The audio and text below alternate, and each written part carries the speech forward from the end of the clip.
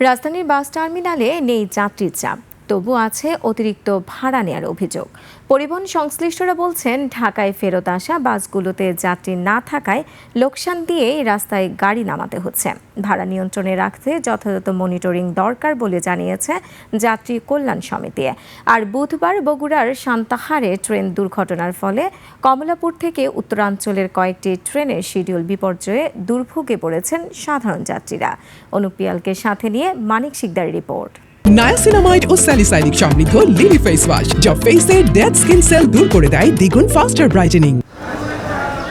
Garments কর্মী ফাতেমা বেগম, বাড়ি বরিশাল। বছরে ঈদের ছুটিতে বাড়ি যান। গাবতলী বাস স্ট্যান্ডে এবার পড়লেন নতুন বিপাকে।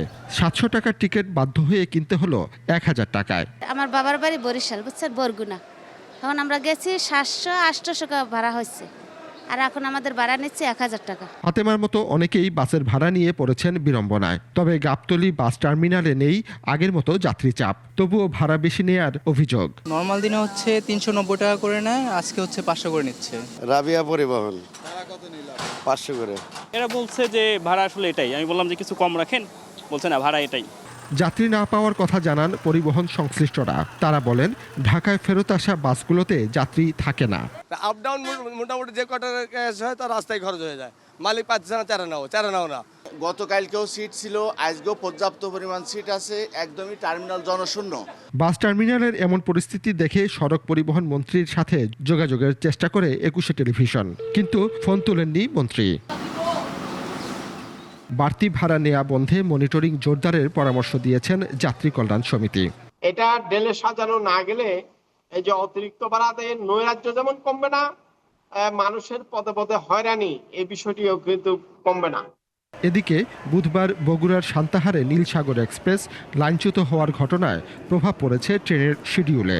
নীলসাগর সহ উত্তরবঙ্গের কয়েকটি ট্রেন নির্ধারিত সময়ে ঢাকায় ফিরতে না পারায় দুর্ভোগে পড়েন যাত্রীরা। 4-5 ঘন্টা আমরা রেজিস্ট্রেশন আমরা অপেক্ষা করলাম গাড়ির লেগে। দুর্ঘটনার কারণে আরেকটু বেশি হয়রানিতে আমরা পড়ছি। সিরাজগঞ্জে যাবো, এখান থেকে ঢাকা গিয়ে আবার সিরাজগঞ্জে যাবো। ট্রেন স্টেশনে পৌঁছাতেই যাত্রীরা উঠে বসেন। সিট না পেয়ে অনেকে ছাদে ওঠেন। মানে আমরা চাইছিলাম 10টা-15 হলে আমাদের জন্য খুবই ভালো হতো, কারণ আমরা একটু আগে হলে বাবা মার মুখটা দেখতে পারতাম। তো সরকারের কাছে আমাদের একটা জোরালো আবেদন থাকবে, তিনি যেন এই বিশেষ করে রেল বিভাগটাকে একটু উন্নতির দিকে নিয়ে যান। তাও বাড়িতে গিয়ে ঈদ করবো, এটা অনেক ভালো লাগার। তবে অন্যান্য রুটের ট্রেন সময় মেনেই ছেড়েছে। মানিক শিকদার, 21 টেলিভিশন, ঢাকা।